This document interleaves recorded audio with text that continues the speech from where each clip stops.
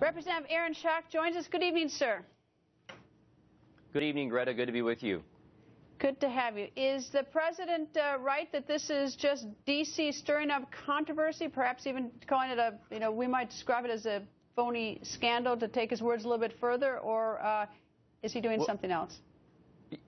Yeah, well, the phony scandals he described weren't all too phony. When the House Ways and Means Committee took action in black and white, showing how Lois Lerner broke the law, violated people's constitutional rights, and it's why she took the Fifth Amendment and refused to testify. On Benghazi, you now have a bipartisan committee that has been formed. Both sides of the agree Benghazi needs to be investigated because we haven't gotten all of the answers and mistakes were made, and we need to get to the bottom of it. The list goes on and on. These things aren't so phony after all. And with regards to the Bergdahl scenario, I would point to none other than one of his closest allies and supporters politically, none other than Dianne Feinstein, the top chairwoman of the Senate Intelligence Committee, somebody who has been extremely critical and outspoken about the mistake that this was in trading 5 terrorists for Mr. Bergdahl. And with regards to your question about why Congress wasn't consulted, it's really simple. He knew what our answer was going to be. Because for 2 years, Dianne Feinstein, the top Democrat in the Senate, had written to the White House, had written to the Defense Department and said, absolutely not, unequivocally, would she support trading terrorists for Mr. Bergdahl. So they already knew what the answer would be when asking permission, which is what was required by law that the White House do with the Congress. And so they chose, rather than to get the answer that they didn't want, they just wouldn't ask the question and instead violate the law. All right, if you are right on all these, first of all, the president has incredible Teflon, because none of this, because you haven't stopped him from doing that if he's continuing to do that. And if he then is now characterizing this as a phony scandal, and even though he may have enraged someone in his own party, the rest of the nation looks and says, well, like a number of Republicans and even some Democrats may be complaining, but so, you're not, there's nothing to be done, or you're not doing anything, or whatever.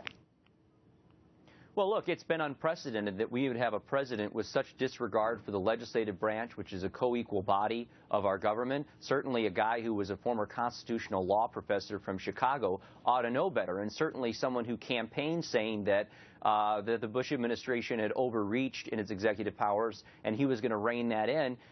Doubled down and been far worse than any president in the history of our country. So you're right, it's a frustration that not just the American people share, but also those of us who've been elected, entrusted, have a constitutional responsibility to provide oversight and have equal power with the executive branch. So will there be repercussions? Absolutely. Can we get the 5 terrorists that they just flew back to the Arabian Peninsula? Probably not.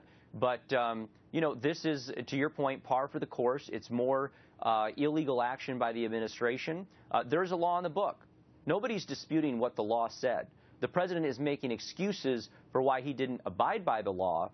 But I don't know what will come of the committee hearings that Speaker Boehner has announced will take place next week. But I can assure you this will not be a partisan fight based on the conversations of Dianne Feinstein and some of my other close Democratic friends who have expressed equal outrage over what he's done. The other thing I would say is the president has said we had a responsibility to get out our POWs. Well, absolutely we do, but not at any cost. Remember, we have other POWs who've served, who've been beaten, whose life been threatened. And he needs to look no further than the Congress that he so despises. My colleague John McCain in the Senate, my colleague Sam Johnson in Texas, who I serve with on the Ways and Means Committee in the House. These guys served 5 and 7 years in the Hanoi Hilton, having their arms and legs busted, their ribs beat in. We didn't trade, we didn't negotiate with terrorists and totalitarian regimes back then.